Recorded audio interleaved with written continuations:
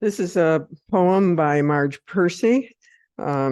She writes a lot of kind of feminist poetry, which I really like.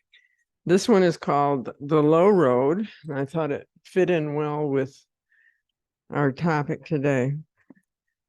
It's slightly edited. What can they do to you? Whatever they want. They can do anything. You can't stop them. They can't stop them from doing. How can you stop them?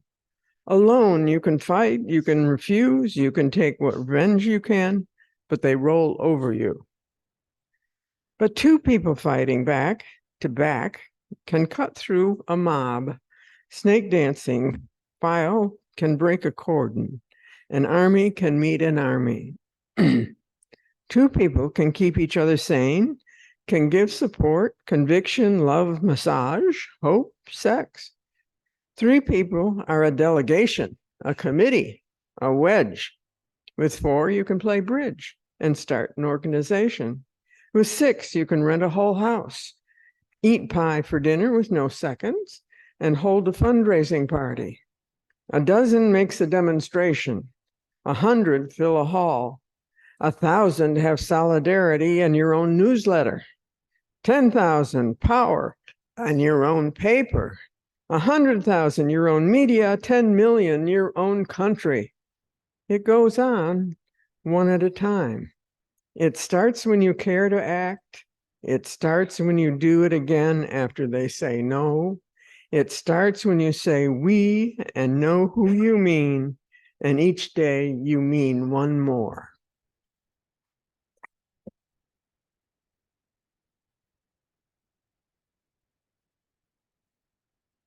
Thank you, Jan. That was really very cool.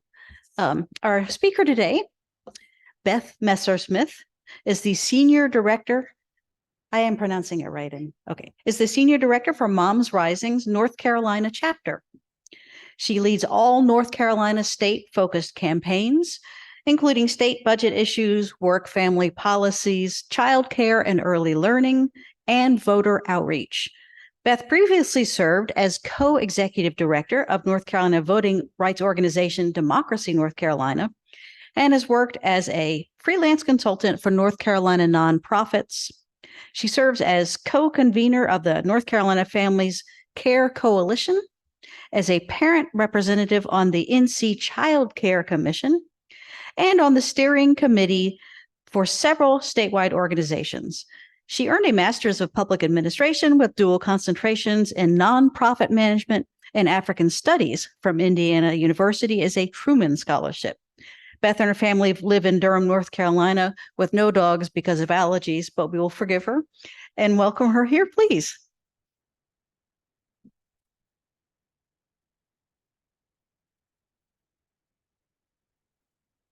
All right. I am a wanderer, so please forgive me. I'm really excited to be here with you all today. And Jan, your poem really spoke to me because that's really what Moms Rising is about. It's about how we try to build a movement to change things, not just for individual families, but for all of our families, and to build a society where, where families actually can thrive across the country and here in North Carolina and in our communities. I want to talk to you all a little bit today about, first, who is Moms Rising, Mamas con Poder, and how did we get started? What's our theory of change? And then a little bit about what we're working on here in North Carolina right now. So Moms Rising is a movement. We're a grassroots, online and on the ground organization. We have more than 1 million members nationwide. We have folks in all 50 states. Here in North Carolina, we have 47,000 members. We have folks in all 100 counties. And the goal is to really lift up and empower the voices of moms, women identifying people, and families to be heard in the decisions that affect our lives. And we talk about that as a broad motherhood agenda. And you can see in this picture, these are some of my colleagues. There's, from a logistics point of view, there's about 50 of us. We work from home all over the country. And we work in a way that walks the talk, that allows us to have flexible work schedules so that we can raise our families, be active in communities, and also get the important work that we're trying to get done. This picture at the bottom is my favorite. It was our Mother's Day rally this year. We flew in moms and children from around the country to come to Congress to meet with members on Capitol Hill. This was right in front of the Capitol, as you can see in the background. We had a mom from North Carolina who spoke and shared about her experience needing childcare. And the idea is that oftentimes the people who are most directly affected by the decisions that are made in our society are not the people whose voices are being heard when those decisions are made. And it's to remove barriers to try to make sure that people are actually there and their input is considered. So in North Carolina, we have folks regularly who travel to the General Assembly. Our goal is to bring people on the issues that matter to them. So we work on lots of different issues here in North Carolina. Just a few of them. I work on workplace policies. I work on early learning, childcare, healthcare. And so we bring together folks to share their experiences. We do this at things like press conferences, at town halls. We do big public creative events, which I'll talk more about in a few minutes. We also have a Spanish language community called Mamás con Poder, which is trying to do all the work that we do, but doing it explicitly in Spanish, with the idea that far too often Spanish-speaking folks only get brought in on immigration issues. But the reality is that Spanish-speaking moms also need childcare. They also need access to healthcare. They're also trying to navigate rising food prices. And so we want to make sure that we're doing basically everything that we're doing in English, we're also doing in Spanish. And this work is led by my colleague, Shayla R.S., who is this woman right here. And the thing is that when we work together, we win. Moms Rising got founded back in 2006 nationally. And it was founded by a woman, Kristen Ralph Finkbeiner, and another woman, Joan Blades. Joan and her husband co-founded Move On. I don't know if you've heard of Move On before, but it was one of the leading organizations in trying to do online digital advocacy. And after a while, Joan decided she wanted to move on, to take the lessons that she had learned there and apply them to building a family-friendly movement. And so she partnered with Kristen, who was an advocate in Washington State. She had been an environmental lobbyist, and when her son was born, he was immune compromised. And she realized that if she was in the situation that her mother had been, Kristen was raised by a single mom, and if she was facing an immune compromised child and no ability to work because she had to quit her job to take care of him, right, that she wouldn't have been able to make it. And so together they formed Moms Rising. Here in North Carolina at around the same time, I was at Democracy, North Carolina. I was 7 months pregnant with my first child, and I woke up one morning unable to lift my head. I had severe preeclampsia, and I was on the verge of a stroke. And my son ended up being born 2.5 months early, and he spent several months in the hospital. And while I was sitting there, I was thinking, well, one, my son was the only white child in the NICU. Everyone else in the NICU were children of color. And that doesn't happen by chance, right? There are lots of social determinants of health, racial determinants of health that we needed to be talking about. And those have policy issues related to them, right? And so I ended up leaving my job at Democracy, North Carolina, because my son needed so much care. And I sat by his bed, and I spent a lot of time thinking about how do we use the organizing tactics that we've been using around voting rights, and how do we apply those to family-friendly policies? Because in this state, we had lots of great organizations talking about children's policies, but very few people actually organizing the people who were directly affected. And so I started coming together with other moms, some of whom you've seen in the picture. And that was back in 2007. And we started organizing first 4 and 5 of us, and then a couple hundred of us, and it kept growing and growing and growing. And eventually Moms Rising took us on as their first state chapter. And we have several other state chapters now based off the North Carolina model. But the idea was that we wanted to really win tangible change. For me, one of those was paid family and medical leave. Every day, because I had the privilege of being able to quit my job, I had the privilege of having a partner who could help support me. I was able to quit my job and be in the NICU with my son. And there are numerous health benefits to being able to do kangaroo care, skin to skin contact, being able to talk to your child. But every day at 6 o'clock, families would come rushing in because people don't have access to paid family and medical leave. Only 12% of North Carolinians have access to paid family and medical leave. 24% of moms are back at work within 10 days of giving birth. 10 days of giving birth. And so while I sat by his NICU bed, I vowed to fight for paid leave. Little did I know that over the next few years, my mom would get cancer, and I would spend many hours in the hospital with her as she received chemo and radiation. And again, people sitting there sick by themselves because their family members were not able to take time to be with them, right? So for the last 18 years, almost, we've been working for paid leave, and we're winning. And that's the one that I want to lift out here. For those of you who might not have heard, we just got paid parental leave for K through 12 teachers and school personnel. We have it for all state employees now. We have it for all community college personnel. We have it for administrative and judicial branches here in North Carolina for the UNC system. And it's growing. We also have 24 local governments, as you'll see in the middle here, who have passed these policies, including Orange County, Chapel Hill, Carrboro, Durham County, Wake, Raleigh. And that's because we've been working county by county, community by community to win these policies. When we come together and we show up, we win, right? And it's not just on paid leave. We're winning on childcare subsidies. We're raising the childcare subsidy market rate. We've had other victories around gun violence prevention, other victories on hunger and food insecurity. And the reality is that so many times it's easy to feel like it doesn't matter, right? Like I think that so much of society wants to say, oh, your vote doesn't matter. Oh, it doesn't matter if you like show up or speak out. The reality is that it does. And we're finding that time and time again. So as I mentioned earlier, I don't know if folks are familiar with the Audre Lorde quote. She's one of my favorite authors. The idea is that there is no single issue struggle because we don't live single issue lives. And so much work often happens in silos, right? Oh, this group works on hunger, and this group works on childcare, and this group works on the environment. But the reality is that's not how people experience these issues, right? We experience them all tangled up together. And so that's how Moms Rising works on it. Someone may come in telling us their story about how they don't have enough to eat.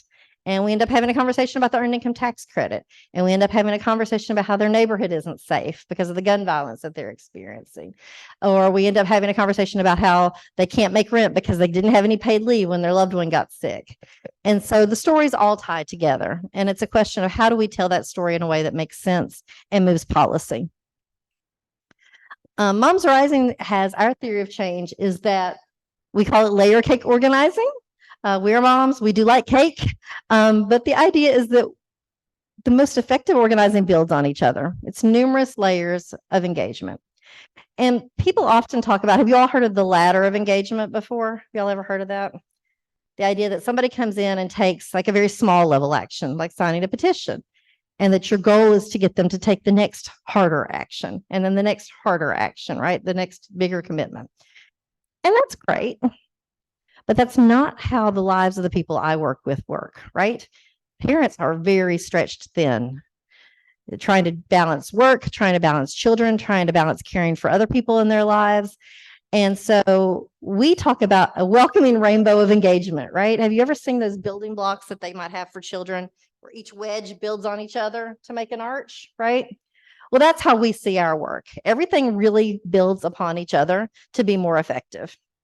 And our job, my job as an organizer, is to keep lots of different avenues of engagement open so people can do whatever they're able to do in whatever time that they have available. So, you know, our first layer is that we work in collaboration. I'm not looking to duplicate anybody's work.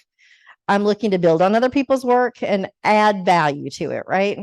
And so we work very closely. These are just a few of our partners. We have dozens of partners here in North Carolina who I rely on and who rely on me to provide different pieces of the work that we do together. These are just some of the coalitions with whom we work, and we work across many issues. See here, The top two, that's immigration. The second one is educational opportunities for immigrant children. The next one is about early learning. Then we have healthcare. We have senior caregiving, health access, paid leave, workers' rights, gun violence, school meals. They go on and on and on. And the idea is that we're just, quite frankly, stronger together, right? We don't have enough resources. We don't have enough time, and the work is too big. So it goes, what is it they say? If you want to go fast, go alone. If you want to go far, go together, right? And that's what we try to do. So the most basic thing that you might have heard on, with it, you might think of, is this one-click member advocacy. So you sign up for Moms Rising, you're going to get emails, right? Every day, you're going to get an email about a different action alert. Internally, we have a rule. There is no action without urgency. We will never, and we are not allowed to send an email out that doesn't actually move something that day, right? So if we're sending a petition out, it hasn't met the idea that by you signing that, it might actually move policy. So yes, you'll get a lot of emails if you sign up for Moms Rising, but you can also know that they actually matter and that we will be hand delivering them to members of Congress or to members of the General Assembly. I can't guarantee that for every organization whose petitions you sign, but I can guarantee you that's the way we work. Second is member stories. Data is important. Everybody needs data, but stories move policy. Stories change the public narrative. And so we work online. I collect stories via emails. I collect them through our website. I also collect them in person from families when I'm out in the community. And all of these stories add up. And what we do with these stories, you can see that I pumped here. This was part of our breastfeeding campaign, because we were hearing from moms who were pumping breast milk in the bathrooms and who were pumping in cars and who couldn't pump and were losing, having to choose between their jobs and being able to provide breast milk for their babies. So these are all stories from all across the country with pictures of people taking pictures where they pumped. And then my colleague, Tina, she lives in Apex, put these together along with these breast milk bags, and we filled them with milk chocolate candy. And we delivered them. She's in Congress right there. She went door to door delivering those stories. And on that day, we sent out a text message saying, back us up. Moms are on the ground in Congress. And we flooded those offices with texts, with phone calls, with emails. And guess what? This past December, we won the Pump Act. All workers in the United States now have the right to break time and the ability to a non-bathroom space to pump and store their breast milk. And that's because of things like this, right? They add up and they matter. We also work with our members to do things like, so we have the storybooks. One of our members, this is Felicia. She lives in Raleigh. She got invited to a small round table in the Oval Office to talk about how Medicaid saved her son's life and his leg, quite frankly. He almost lost his leg. She lost her house taking care of him. We work with the media. This is us in front of Senator Tillis's office delivering stories. Time and time again, we know that stories make a difference. They make a difference with media. They make a difference with lawmakers.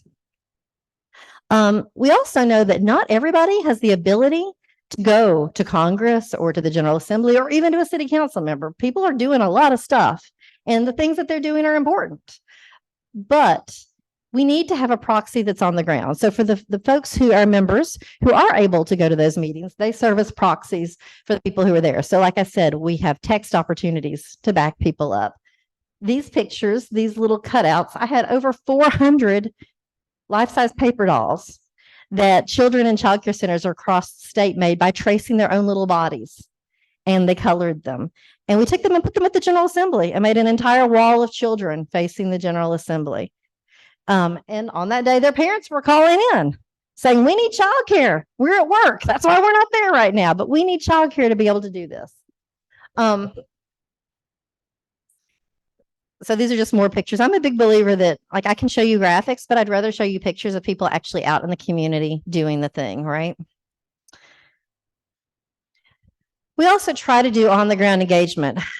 I did all of this work with a group of women starting back in 2007 on the ground here. And we were all raising children. We've all been raising children. This year, actually, several of us are going to take our kids in their caps and gowns over to the General Assembly and do a photo shoot on the steps. Because the reality is we've raised an entire generation of children trying to move some of these policies. And some of them we've won, and some of them are still a work in progress, right? But the idea was that we needed to create opportunities that people could do with their kids, with their families, and raise the next generation of advocates in the process. And so we try to find on the ground fun activities that people can do with their kids. For a number of years, we threw a huge Martin Luther King birthday party. We had over 3,000 kids and families coming out, getting engaged in activism, talking about what service looks like in practice. Very sad to see Northgate Mall go in Durham. But these kinds of things are important. We're going to be at Festa del Pueblo coming up. We did a big superhero rally to Senator Tillis's office with balloons and superhero capes so that our kids could be part of it. There was one summer we made a 40-foot long Chutes and Ladders board. Are y'all familiar with the Chutes and Ladders game? And the idea is that some things we can invest and move kids forward, right? And we can also make bad policy decisions that send children and families backwards. And so we made a giant 40-foot long Chutes and Ladders board, which took 4 people to carry.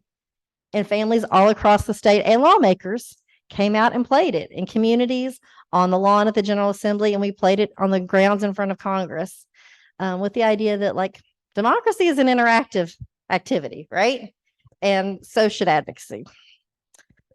We also do a lot of work with traditional and new media. We're part of a big series, I guess it was in the spring, with the News and Observer, lifting up family voices about what it's like to live in poverty in our state and what kind of policies would make a difference on that. We are very active on Instagram, Twitter, Facebook, all of those, because we have to meet people where they are, right? Just more examples. We do tweet chats, we do Facebook Lives, we do a lot of those things, just kind of like you all are doing, so that we can make sure that we reach as many people as possible. We also spend a lot of time cultivating legislative champions. I talk about that the relationship building is the most important work, right? So we're not ever going about a single issue. We're going about a series of issues, and we want to build relationships with lawmakers. And so we're doing that at the local, state, and federal level. We also do a tremendous amount of work on Moms Vote, because the idea is that we also have to hold our elected leaders accountable. Moms Rising is a C3 organization, but we're also a C4 organization. And we do get involved. We do endorse candidates upon occasion. But we also have been trying to remove barriers for people to actually get out and vote. We ask moms, what's the single biggest reason you don't go out and vote? Childcare. Especially when the lines are long, especially in a state where we're decreasing access to early voting, right? We're making those lines longer with the intention of keeping some people away, right? And so we've been doing what we call super voter treasure boxes. They were inspired by when kids go to the dentist and they can get toys at the end of going to the dentist. Well, the idea is we're going to have coloring sheets. We're going to have toys. We're going to have activities in the line for kids to get engaged. We also do a huge writing campaign. If any of you all are ever interested, we do mom-to-mom letter writing efforts, sharing what's going on. So that's how we work. But I want to talk a little bit more about what's happening in North Carolina right now and what we're working on and how you can get involved. So as I mentioned earlier, workplace justice issues. I lead our paid leave work. The NC Families Care Coalition is a group of lots of labor organizations. We work on paid family and medical leave, the right to earn paid sick days. Here in North Carolina, there's the right to earn 0 paid sick days. You don't have any right. Actually, nationally, there's no federal right to earn paid sick days. And I hear from a lot of people who 3 days of being sick means their grocery bill, it means their rent. And we're putting people in a situation where, the school calls and your kid is sick. What are you going to do? Right? What are you going to do? So we're working on that. And this is an area where we've had a lot of victories. We've been working on the Pregnant Worker Fairness Act, which says that people have the right to reasonable accommodations. North Carolina has one of the worst maternal mortality rates in the nation. We have one of the worst infant mortality rates in the nation. And both of those rates are massively inflated for Black women in particular, Black babies in particular. And we need policies to address that. We've been working on getting pregnancy accommodations. So the right to things like carrying a water bottle, which we know prevents urinary tract infections, which are important.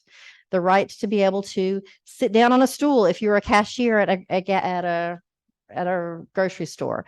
The ability not to have to lift heavy boxes or clean with toxic chemicals.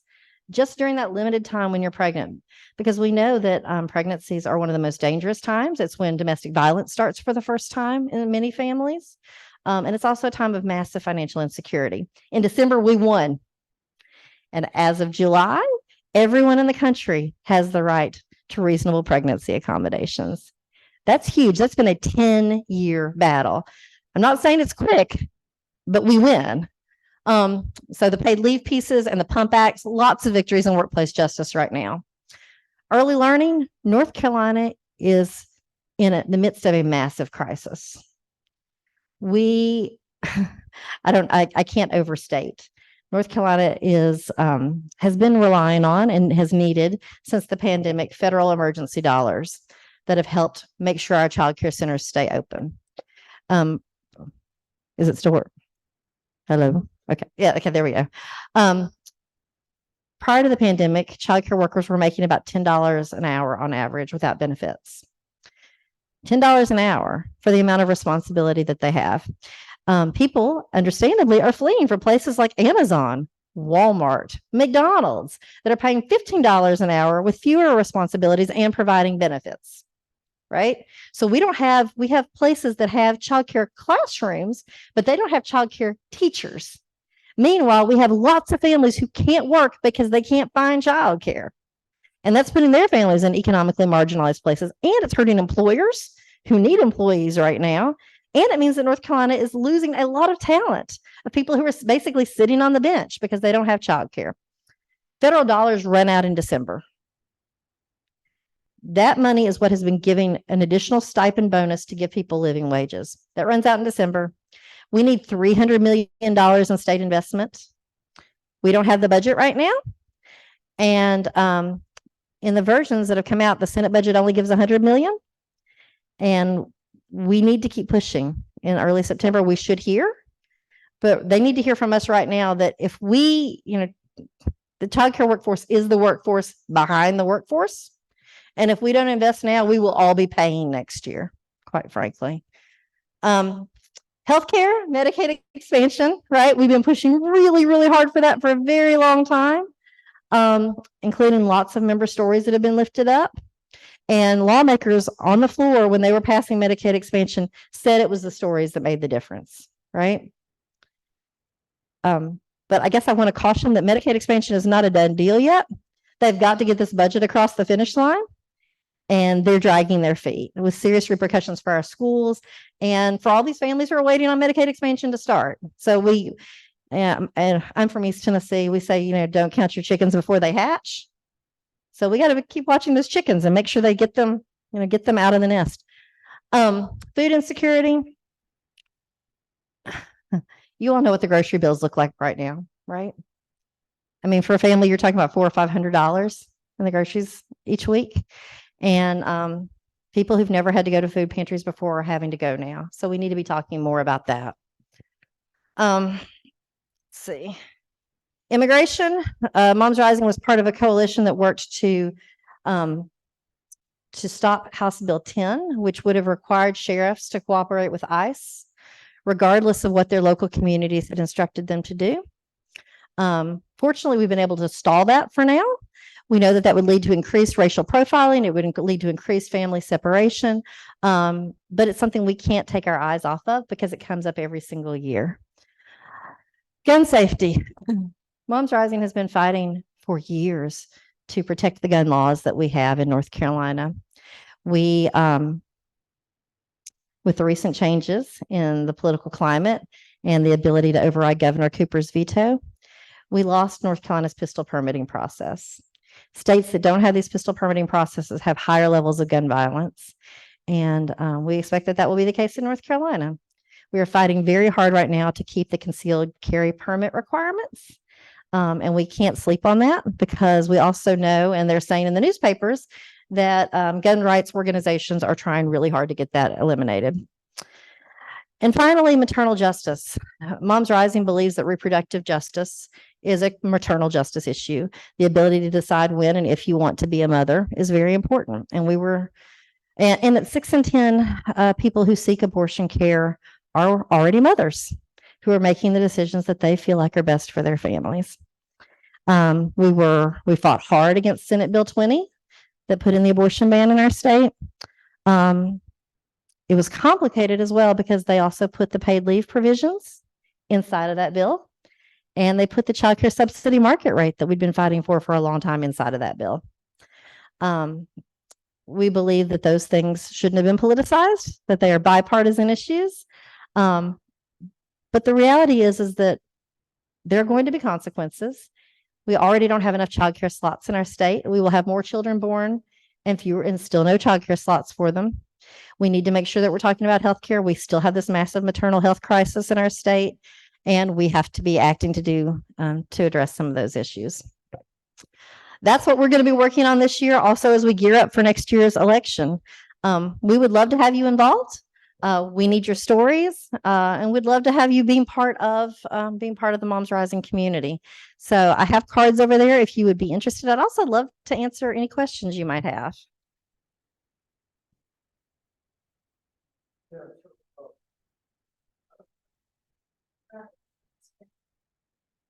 Oh. I'm gonna steal the microphone for you. Okay, so first of all, I would like to thank Beth for an awesome talk, and I'm sure everybody else here would too.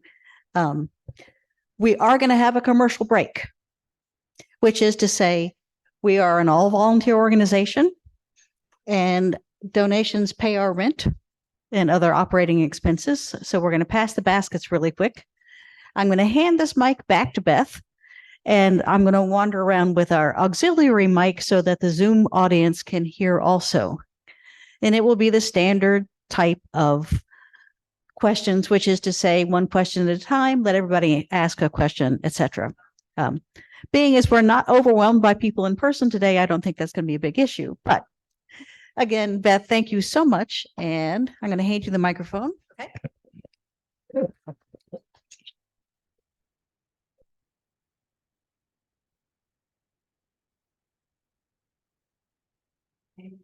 We will start with you. Yeah, so I've been helping this Honduras lady who cleans the gym I go to. She's undocumented. And I did some research and I thought I was onto something in trying to get her the child credit, the $3,600 a year, which would have been great for her. Yeah. Unfortunately, I found that she would have qualified, except her son did not have a social security number. He had an ITN number. I just read where now undocumented people, mothers, can get that credit. It's a new deal. And I hope that you or some organization lets people know about that, because that's that $3,600 a year for a lot of people is a lot of money. I was not aware of that. It's just very new. They're very new. Yeah. Can I give you my card and you can send me an email with that information?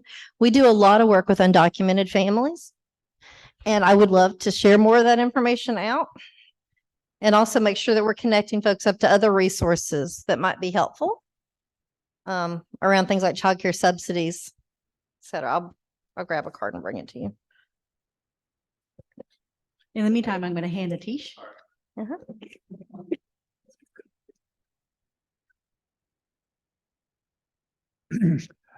How long of a maternity leave are you able to get in the state? That's a good question. So no maternity leave is guaranteed for all workers in the state. For state employees, we have 8 weeks for the person who gives birth and 4 weeks for the other parent. So, yes. Because I work in a company, they give 6 months Yeah. and 3 months for the father, but the European colleagues, 1 year for both parents. Or 2 years.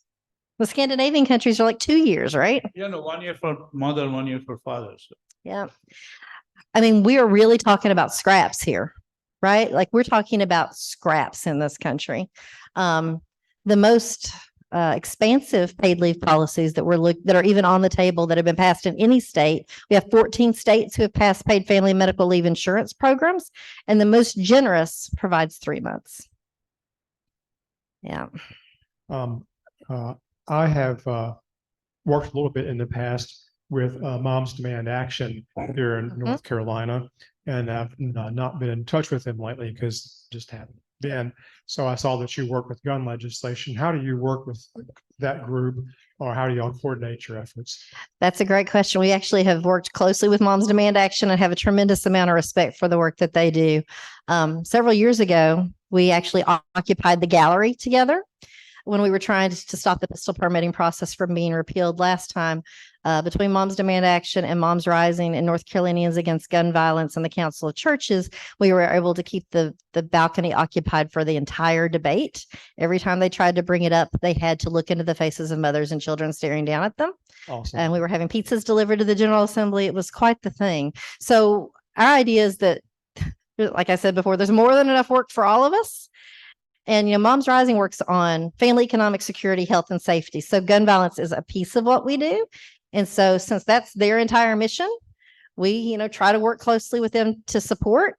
My colleague Jessica also helps coordinate the North Carolina Gun Violence Prevention Coalition, which includes a lot of different organizations. And I know Moms Demand Action has been part of that. Thanks.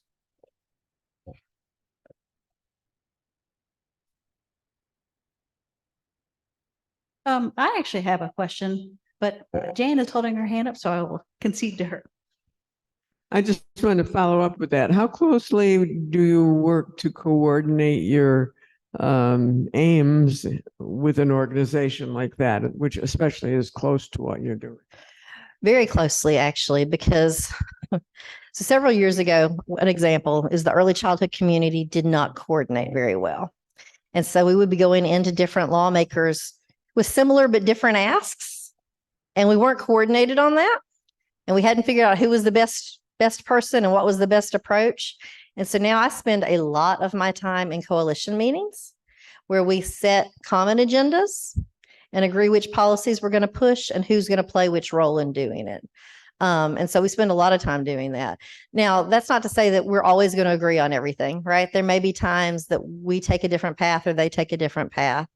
But especially in North Carolina, my sense is that the work is hard enough that we don't need to be working at cross purposes with each other. And so spending that time on the front end to coordinate and get a common agenda and a common strategy is well worth it when we don't run into each other and working at cross purposes in an office. So a lot of time. There's one state, Minnesota, that I believe gives free lunches to the school kids. Mhm. You mentioned something about reduced price lunches in North Carolina schools or something like that. Were you talking about giving getting free lunches for everybody, or just for the kids who needed reduced price? What are the details about that effort? So Moms Rising supports free school meals for all, because that we know that when we have community eligibility like they do in Minnesota, where everyone can have access, it reduces stigma, right? So like my kids go to a school, and there are certain schools right now who under federal law are eligible for what's called community eligibility. So they meet such a threshold of poverty in those schools that then everyone becomes eligible for universal breakfast or universal free lunch. What we saw during the pandemic was that made a huge difference. We saw many more schools that had that opportunity, and it increased the uptake of people who were accessing it, because kids are embarrassed sometimes. Like they don't want their peers to know that their families can't afford food, right? And so when we reduce the stigma of free and reduced lunch, it makes a huge, huge difference. So Moms Rising is part of a campaign called School Meals for All, Healthy School Meals for All. And that is what we are pushing for. Now, let's talk about political reality, which is that in North Carolina right now, we're not going to get that. We're trying to make sure that we don't roll back SNAP and WIC eligibility, right? That's just the climate that we're in right now. So we were really excited. And I do want to lift up, because it is really important and as a result of a lot of hard work. There. So in the Senate, they did put in a pilot to permanently eliminate the reduced price school lunch copays, and to create a pilot to increase the schools participating in the community eligibility program. So states do have the ability to do that. The fact that the Senate included this in their version of the budget is huge. It's an important victory, and we're going to keep building on that. We actually, Moms Rising has been running what we're calling hunger fellowships. And we worked with families who we identified through local food banks. And we ran an entire fellowship in English and an entire fellowship in Spanish. And we trained folks about how to tell their stories. We talked to them about how the legislature works. We talked about federal food policy. And then we took those families to the legislature to advocate on their own. And they formed a parent advisory council, and they are shaping what our policy agenda looks like on food. And so we're going to keep pushing because that is what we need. But the reality is that North Carolina policies, we win in increments, right? And so it takes a long time, and you got to keep chipping away at it. But each of those increments can result in tangible improvements in people's lives, right? And it's about not giving up, I guess. You? Yeah, I know during the pandemic, the Durham Public Schools had this great program where anybody could drive up in a car and get a basket of goods. So I let some families know about that. But how about now during the summertime lunch for kids? How is that going to work out? Well, unfortunately, Congress is rolling those programs back right now. The federal funding for that is ending with the state of emergency ending. And so people who were previously eligible for full amounts of SNAP entitlement dollars will no longer be getting those. Yeah, right now as food prices are going up, benefits are rolling back. We're in the middle of a major fight about the farm bill. One of my colleagues is going to be speaking on a panel with Congressman Davis tomorrow night about the farm bill and the importance of making sure that we're keeping these programs like SNAP and WIC fully funded and the school meals program fully funded, because families, that's what's keeping the difference in poverty for families. Yeah, it's really heartbreaking, especially when you think about our kids trying to go to school and learn and being told that their behavior problems when, I mean, my behavior is not good when I'm hungry. I can tell you that, right? Maybe their only good meal of the day. Yeah. Yeah, we really don't need too many hangry children. No. It doesn't help. I have a totally different type of question. Sure. So our society likes to find some things to get involved in as a group. And obviously individually, we can go to momsrising.org and get emails and click on things. But, you mentioned earlier a mom's letter writing campaign. Do you have suggestions for things that we as a group might be able to do activity wise to help your group? Absolutely. Every election cycle, we have a mom's postcard campaign. And we have some people will sign up to send 10 cards. Some people will sign up to send 100 cards. People host postcard writing parties. So, we could bring, the talking points and the postcards. And if you all wanted to do that either together or individually, we absolutely would love for your help in doing that. But there are a couple of other things. If you wanted to be involved throughout the year, we need handwritten letters sent to lawmakers, right? We need letters to the editor written and sent into the News and Observer about these kinds of issues. We can send you talking points, but it's really important to get those letters to the editor in, because the reality is that lawmakers read them, right? They pay attention, especially what's in the News and Observer, what's in the Charlotte Observer, what's in the Winston-Salem Journal. Like the big state papers help shape the political agendas inside of the building. And so, if that was something you all would be interested in, that would be great. We also will be doing our super voter treasure boxes. So if you all like to be out during election season, we're not going to be doing them for the municipals this fall, but they're actually a lot of fun. We have like pom-poms and coloring sheets and water bottles, and we're just passing them out to families in line. And we constantly need volunteers who are willing to go and like staff one of those. We provide you the box, the table, you just go and set up. And people really enjoy that. It's one of those incredibly positive things that actually you can see the difference that it makes. And if you care about increasing voter turnout, it's a way to make sure we get people to the polls. So I would love your all's involvement in any of that. Well, we've certainly been involved in postcard campaigns before. So that one is almost a no-brainer, easy for us. And some of these others sound pretty good too. That would be great. And if there are issues you're particularly passionate about, I can make sure you had talking points for those. Yes, I'm not seeing any hands. I'm going to monopolize you for a minute. So, Moms for Liberty is a sort of yes opposite spectrum type of group. And I just wondered, one of their big things seems to have been trying to get any book that might threaten their ideas of everything banned from school libraries. Do you all have any involvement in responses to that sort of thing? We do actually, several different things. We haven't been as active in the fights in North Carolina, but in Florida, we have been very active in the efforts to stop the book bans that they've been trying to put in place. We've also been going to head with Moms for Liberty. We put out a Mom's Freedom Agenda and what that actually looks like, which includes things like access to affordable, high quality childcare, paid family and medical leave, things that families actually really need right now. We also ran billboards. We had mobile billboards circling Philadelphia during their conference, rebutting the kind of hate that they were spewing and the notion that they speak for all moms, because they do not, right? And so we've been doing a lot of that work. We also have just launched a stipended parent advisory committee of parents from across the country who are putting together a diverse books forum.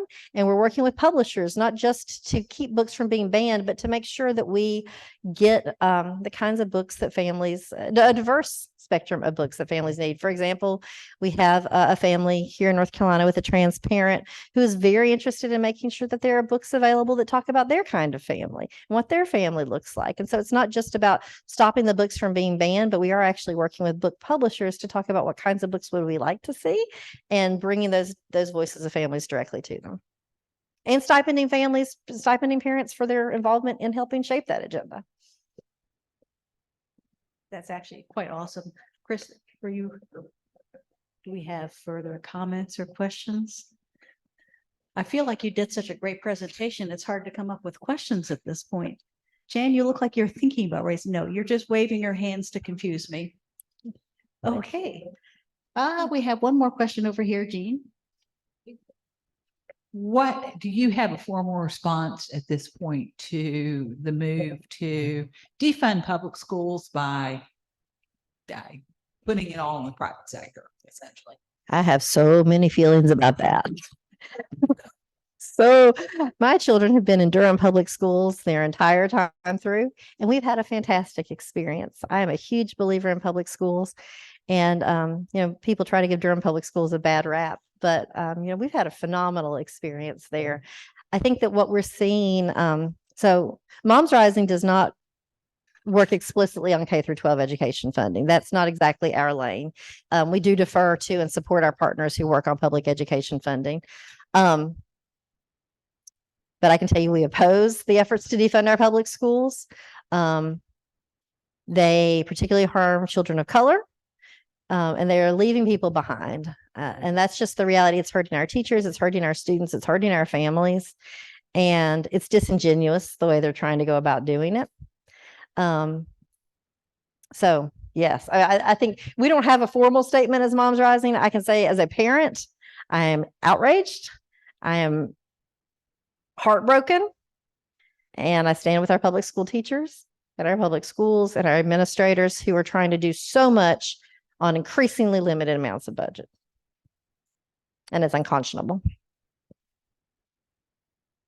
Any further questions? Jennifer, you're back in the room. You get a chance if you want. Jennifer also has a child in the public school system. Do you? Where are your kids? Yeah.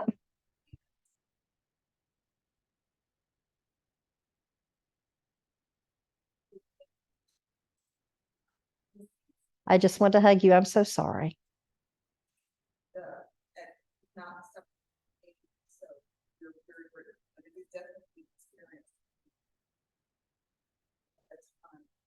And seeing all the other parents trying to shuffle in, like we were saying earlier, 5 o'clock, 5 o'clock, that's when everybody kind of coming in. I was fortunate that I had some leave time.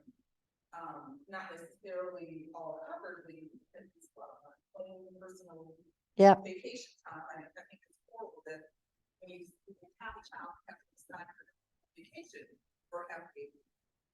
But I am part of the system. 6 weeks of paternity leave, which was a big help. Oh, thank you. The NICU is an experience that changes a person. I think the best they can does strip away culture. Does. It strips away a lot of your ability to, so sorry. It strips away, it's in talking about the NICU for those online. It strips away a lot of culture. It does strip away your ability to parent. I was surprised at how many first-time parents were in the NICU, and how their experience of raising a child has been completely skewed, and how unfortunate that is. Yeah, because when you have a child and my second child was in the NICU, I was longing all the things that I couldn't do as a parent that I should be doing with a newborn. So, yeah, so it's definitely a place that they do the best they can, but you have to remember that babies are not a schedule. That's right. That's right. They're a baby. So thank you. No, thank you. I think to me thinking about my NICU experience, your NICU experience, and so many of the experiences, people often come to Moms Rising because they've had some sort of really painful experience. You know, they had a baby who was in the NICU, or they have a special needs child, or they have someone who they couldn't find childcare and they had to leave their child in an unsafe situation. People come to us because of hard things, right? And oftentimes, you know, your comment spoke to me because I had a tremendous amount of guilt that I failed my son, right? I had one job, which was to keep him safe, and a lot of guilt and feelings about that. And we talk, Moms Rising talks about the fact that when we have a pandemic, a whole bunch of people experiencing the same thing, right? They're not individual failings, right? It's not a pandemic of individual failings. We have a systemic problem. And systemic problems require systemic policy solutions, as opposed to putting guilt on parent after parent after parent that they're not enough, that they can't do enough, because that's just not true, right? It's just not true. So, Thank you. That's an awesome talk and really, really well thought out responses. We really appreciate well, your thank you for speaking. having me. I appreciate it.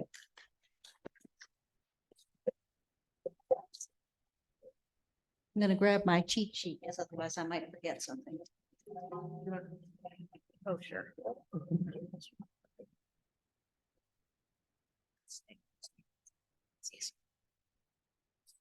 All right, so I've got my cheat sheet here. Announcements. I think anybody have any announcements that Atish does? Does anybody know if we're having a happy hour? Unfortunately, Dorothy is not here, and she's our, and Gretchen's not here either. So we're not sure about the happy hour, but we will find out. And we'll send it out by the MailChimp hopefully tomorrow. My first announcement is that I had a speaker lined up for Sunday who has canceled. So we're not 100% sure exactly what the topic or the speaker will be on Sunday, but it will be here and it'll be in person and it will be good regardless. The other announcement is the Sunday after that is the first Sunday in September. And in addition to Mike's Durham Bulls outing, which I think sounds like a lot of fun, because it is a holiday weekend, because it is Labor Day weekend, we are defaulting to potluck and game day, because that way it's a little bit lower pressure on people to arrive and so forth. So first Sunday in September, potluck and game day, followed potentially by going to the baseball game. And Jennifer has an announcement probably about Change for Change. So just a reminder, Change for Change, we have a jar here. It is for Cora. They do provide food to folks in Pittsboro or Chatham County. And they are a great organization and they will be up for the quarter. Awesome. Thank you, Jennifer. If that is all for announcements, just before we hand closing words off to Jan and let her finish everything, I would like to thank our multiple greeters. We had John and Jean, and we had Atish ready to step up also. Jan for having done great opening words, and potentially we expect him to be awesome closing words. Thank you very much, Beth, for a really inspiring talk. That was awesome. And I know Jennifer's refreshments are good because I've been staring at them. And also, Chris Kamen, our Zoom guru, or whatever Zoom title you prefer, Sultan of Zoom, has as usual done an outstanding job. And we're going to hand things over to Jan for closing words.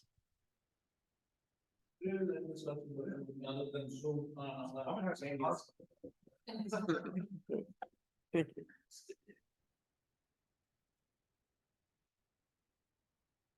On our way up to Cape May for vacation, we stopped overnight at St. Michael's in Maryland on the Chesapeake Bay. Lovely little town, very touristy, but wonderful. And in the inn we stayed at, they left these books of poetry by Mary Oliver. This one's called Devotions. I think it is a compendium of about 5 books that she's written since started publishing in 1963. I had never heard of her, but I liked them, so I bought a book.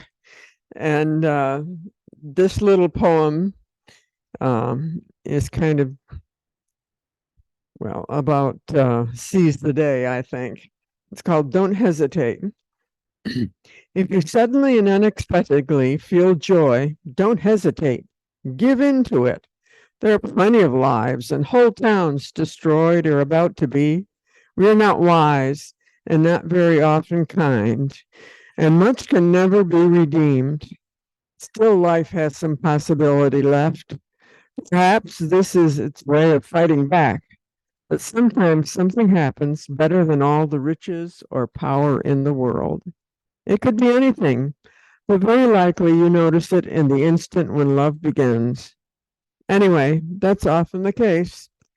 Anyway, whatever it is, don't be afraid of its plenty. Joy is not meant to be a crumb.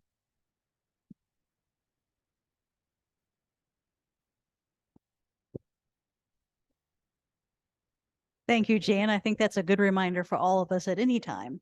So, our meeting is over. Our fellowship continues. Please give a warm greeting to the person sitting near you and enjoy the refreshments and casual discussion. Thanks so much.